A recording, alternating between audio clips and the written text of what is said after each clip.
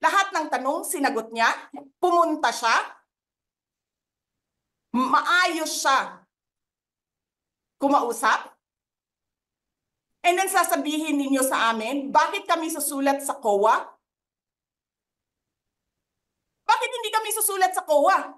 Hindi tapos ang appeal namin. Hindi tapos ang audit namin. Tapos buhaghag na ninyo tanan ang gisubmit namo sa COA?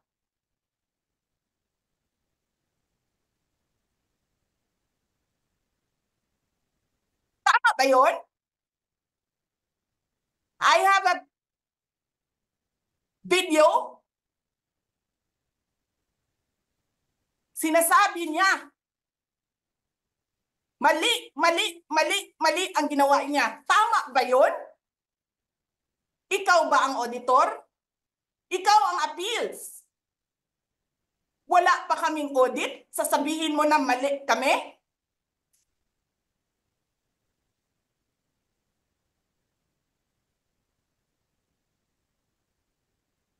Ninyo.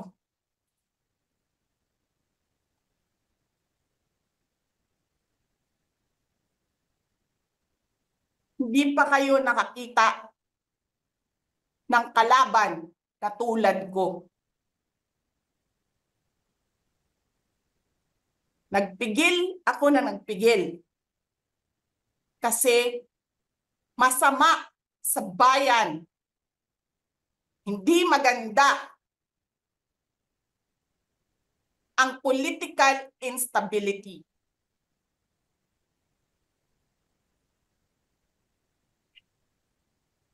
Pinabayaan ko kayo sirain ng pangalan ko kasi I have nothing to lose. Sinira niyo na siya. Wala na siyang ikakasira pa. Gawin niyo.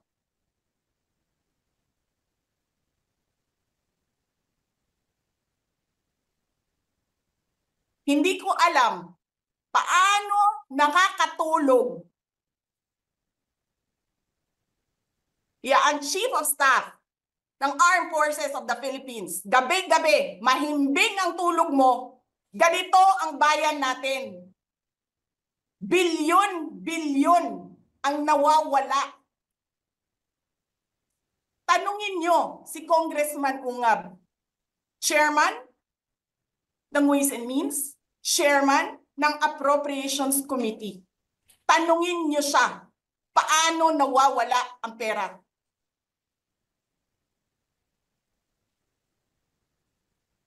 Paano nyo ginagel ang pera ng Department of Education? Martin Romualdez. In-attach nyo ang projects na hindi man lang dumaan sa paaralan, sa SDS, sa region, even sa central office. Basta na lang listahan ng mga congressman. 19 billion.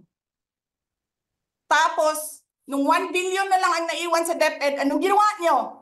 Kinuha nyo ang 5 billion sa repairs, nilipat nyo para mukhang lumaki ang pera.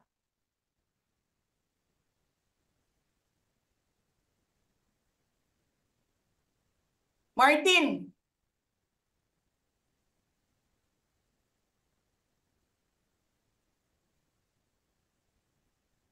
nangangampanya tayo. Nakasakay tayo sa eroplano. Magkatabi tayo. Nagre-reklamo ka, ka, walang pera. Kasi, ano sabi mo?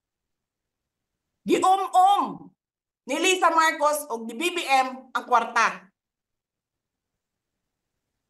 Walang pera sa kampanya kasi hindi nagbibigay si BBM at si Lisa. Ginigipit nila. Kinukuha nila lahat ang pera.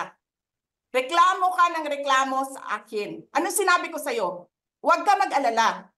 Lahat ng gusto tumulong sa akin, ipapadala ko sa iyo. Kunin mo lahat. Nagreklamo ka kay Medi Poblador kasi tumatanggap ng pera. Ano sabi ko sa'yo? Kausapin mo si Medi, kunin mo lahat ng pera. Lahat ng makuha mo na gustong tumulong sa akin, kunin mo. Gastusin mo. Ano sabi ko sa'yo? Pasensya ka na. Wala ka ng pera. Ano sabi mo sa akin? Sabi mo sa akin, okay lang. Pag nanalo kayo, babawiin ko lahat yan. Hindi ko naman alam, ang buong akala ko, babawiin mo sa negosyo mo. Legitimate businessman ka naman eh. Mina, pagsira sa kalikasan, legitimate na pagsira sa kalikasan, negosyo mo. Media, negosyo mo. Ano pa bang mga negosyo ni Martin Romualdez? Sulat niyo yan lahat. Akala ko magninegosyo ka lang. Kasi businessman ka naman. Hindi ko naman alam, binubulsa mo. Ibubulsa mo, kakamkamin mo ang legal na pera at illegal na pera.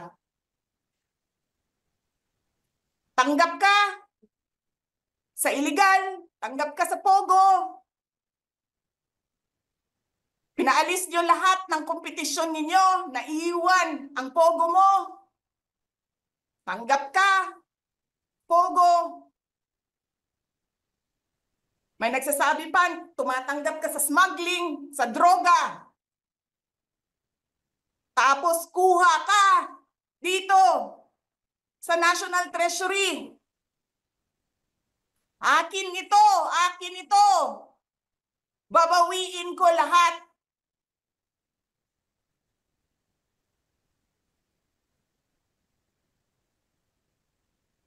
Masakit sa akin, Martin, hindi yung pagsira ng pangalan ko eh.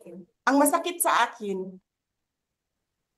maalis mo man ako sa presidential race, hindi pa rin ikaw ang presidente. Walang boboto sa'yo. Please lang. Wala.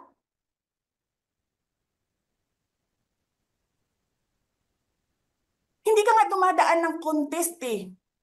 Kasi wala kang kalaban sa Tacloban.